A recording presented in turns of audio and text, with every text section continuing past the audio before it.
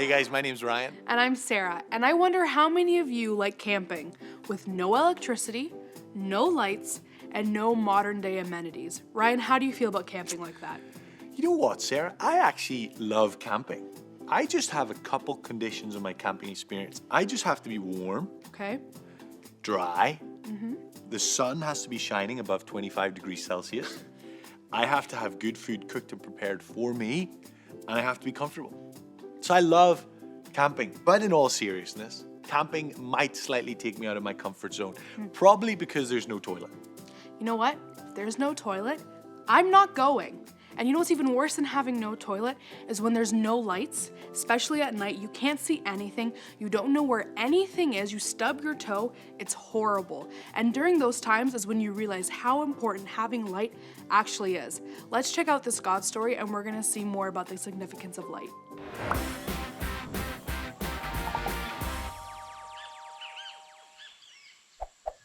Did you hear about the race between the lettuce and the tomato? The lettuce was ahead, and the tomato was trying to catch up. Hey everyone, it's Alyssa. Let me tell you about this trip I took with my youth group a couple years ago. We were in a different city, so this church let us stay in their basement. Now the thing about this church, it was super old. It had all these back hallways and things like that, and someone had the bright idea of playing hide and seek in the dark. Now, I don't know if you've ever walked around somewhere in the dark, but suddenly everything feels really scary and unfamiliar. You're thinking things are gonna jump out at you. It's crazy. But then, when we turn the lights on, everything is suddenly familiar and safe. It's amazing the difference light can bring. Today, we're talking about more than just the kind of light that comes from a light bulb or a candle. We're talking about the light of Jesus. And that brings me to today's big idea. Jesus in us lights up the world around us. Last time we talked about the Sermon on the Mount. Let's pick it up in Matthew 5. You are the salt of the earth, but suppose the salt loses its saltiness. How can it be made salty again? It is no longer good for anything. It will be thrown out. People will walk all over it. Wait, hold on. Why is Jesus talking about salt? How would you feel if Jesus told you that you are the salt of the earth? I mean, what does that even mean? Well, let's talk about salt. Imagine you're using a salt shaker, putting it on some French fries or popcorn. Why do we do that? We put salt on our food to enhance flavor or bring out what's already there. So if Jesus is calling his disciples and us the salt of the earth, he means that we need to bring out the best in the world. You know what else salt does? It preserves. If you put salt on some raw meat or some fish, it won't go bad as quickly. So if Jesus calls his disciples the salt of the earth, that means that they're preserving something. Maybe they're preserving the kingdom of God on earth or preserving the good news message of Jesus. Salt also heals. Have you ever gargled with salt water when you had a sore throat? I know it tastes awful, but it actually helps you get better. So when Jesus calls us the salt of the earth, he means that we bring healing to people around us through a relationship with Jesus. Okay, let's see what Jesus says next. You are the light of the world. A town built on a hill can't be hidden. Also, people do not light a lamp and put it under a bowl. Instead, they put it on its stand. Then it gives light to everyone in the house. In the same way, let your light shine so others can see it. Then they will see the good things you do, and they will bring glory to your Father who is in heaven. Okay, hold on. First we're talking about salt, now we're talking about light. What is going on? Jesus is using something called a metaphor to compare one thing to another. It's kind of like when your teacher says, oh, it's like a zoo in this classroom. She doesn't mean that there's monkeys and elephants and giraffes everywhere. She just means that it's noisy and loud, like a zoo. So when Jesus says to his disciples and to us that we are the light of the world, he doesn't mean we're actually glowing, as cool as that would be. Let's think about what light does. First, light is welcoming. When there's just one light in a dark room, people usually gravitate towards it. Light also helps you see. So when we're the light of the world, that means we're welcoming people into God's kingdom and helping them see the good news of Jesus. So we're not supposed to hide our light. Jesus tells us to shine so that everyone can see it. We want everyone to know the good news of Jesus. We want to be able to point them towards God. At another time in the Bible, Jesus says that he is the light of the world, that anyone who follows him will never walk in darkness, but they will have his light.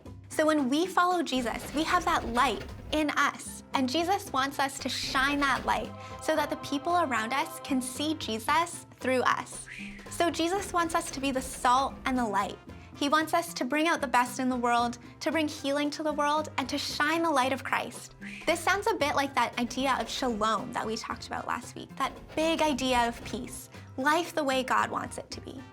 Jesus' love for people is so huge that he wants us to partner with him in his mission to share God's love and light with everyone around us.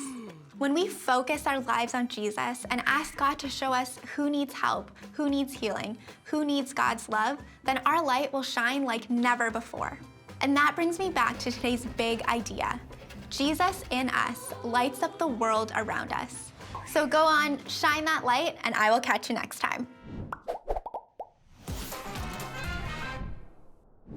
You know, it's crazy how the importance of salt and light really hasn't changed much over the years. You know what, Sarah? I actually don't think I could eat food without salt. There is nothing better to me than a bunch of fries, a little bit crispy on the outside, covered in salt, and then when you're finished them, you lick up all the salt when you're done. It's amazing. You know what? And that's why popcorn is my favorite snack. And you know what I think you're also gonna enjoy, Ryan? Tell me. Radioactive Rob. Let's check out this amazing video about electricity and some other cool stuff.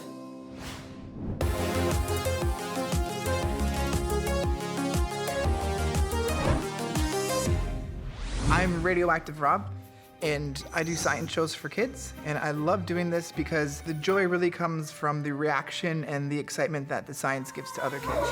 And seeing what happens when you do things, sometimes things you're not supposed to do. Oh man. I love making parents cringe when I let their kids make a mess, and it's part of my job to do that. So this here is a bottle. And this bottle usually has liquids in it. But as you can tell, right now, this bottle is empty. Empty, exactly. I need a helper to help me out. And okay, I'm gonna call you up, young lady with the blue shirt. What's your name? Paige? Excellent. So right now it's totally empty. And what we're gonna do is inside this bottle, we're gonna put our little friend, his name is Pedro, see? Pedro, the little piece of paper. Hello, my name is Pedro. We wanna get him inside here, and the only way he can go inside of the bottle is if we take a big breath, and you have to blow him in. He has to travel by air. So you're gonna take a big breath, and you're gonna blow him right in, and go.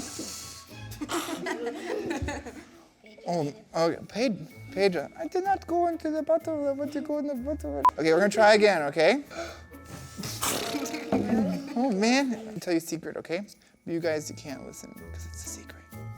Wait a second, why is it so quiet all of a sudden? Okay, it's not supposed to work. Did you hear that? It's good, but you guys didn't hear it. Yeah, we did. No, we didn't. Not at all? Okay, perfect. The bottle is empty, there's no liquid in it, but watch. What's in the bottle? It's full of air. So every time you tried to blow the little paper in, the air overflowed and pushed them out. So to get them in with air, what can we do? We can squeeze the bottle, we can put Pedro there, and then you can wiggle your fingers like this, and sucked right in with air, and Pedro's happy. All right, big round of applause. I love to associate different things with reminding me about God and about Jesus. And one thing that I find is really fun and really easy is the light switch. You turn on the light switch, the room lights up, and God lights us up inside. And it's just such a simple thing. We do it every day. Sometimes I will look around and flick the light switch on and off 100 times. Someone will tell me to stop, and I'll just be like, I'm loving Jesus right now, so we're okay. Have you ever flicked on a light switch? Yeah. So you walk into a room, it's completely dark, you're like, I can't see. You start feeling the wall, and you're like, where's the wall? Good. And then you're like, where's, and then, sorry, was that your nose? Oh man, okay. Yeah, and so you flick on the light switch and the lights turn on and everyone's like, yay, I can see. So inside the wall, there's wires, and when you turn the light switch on, the wires connect. When you turn the light switch off, the wires come apart. I need a volunteer. So Catherine, we're gonna do this little science experiment. Now it's very important that you follow my instructions perfectly so you don't turn into a cloud, okay? Okay, so here we go. So first off, you're gonna put one hand out like this, and then wrap your fingers right around it. Good stuff. And you're gonna turn it sideways, okay? Not so fast, Okay, slowly turn it sideways. Perfect. Good stuff. Okay, now we're gonna get this hand, and you're gonna raise your hand above. You're gonna wiggle your fingers. Now you're gonna pat yourself on the head 3 times. And now you're gonna snap your fingers and do this. Good. And now you're gonna slowly reach over and hold the other side. Yeah, very good. And now remove this hand and then hold it again. Hand off, hand on, hand off, hand on, and off, and stop. Oh, stop. Okay, perfect. So Natalie, we're gonna do this with your sister. It's gonna be teamwork, okay? You're gonna put your hand there. Hold on. It's not working, but I know why, So you're gonna get your finger. Hold on, don't let go, don't let go. You're gonna get this finger. You're gonna point your finger, and you're gonna squish your sister's nose with your finger. So just go touch her on the nose and hold it there. Oh my. See, your nose is magic button. Try your sister's nose. There you go. Oh, so you're figuring it out. And a big round of applause for our friends here. Woo! Okay, here's something I love about the science experiments too. And it's how you can tie it in with lessons that God teaches us. Like everywhere you look, God's teaching us things. So the experiment with the energy stick where we hold both sides and our conductivity lights it up reminds me of the energy that we get from Jesus in our life, because he lights us up from the inside to the outside and gives us the confidence and lets us know that everything's okay and that we're loved and that we're part of his community. I highly recommend doing science at home. It's so much fun, and just don't do it by yourself. Don't go exploding things on your own. Make sure if you explode things, do it with mom and dad.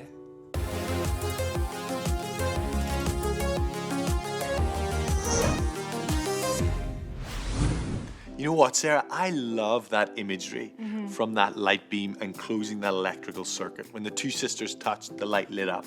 You know what? It actually reminds me of our relationship with Jesus. When we get close to Jesus, we actually begin to reflect his light to the world. We can remember that when we draw close to Jesus, we will actually light up to the world. You know what? It's such a cool analogy, and I really don't think I'm going to look at a light switch the same without thinking about Jesus. What a cool reminder. Yeah, it's time to get into our small groups now and see what this looks like in our own stories.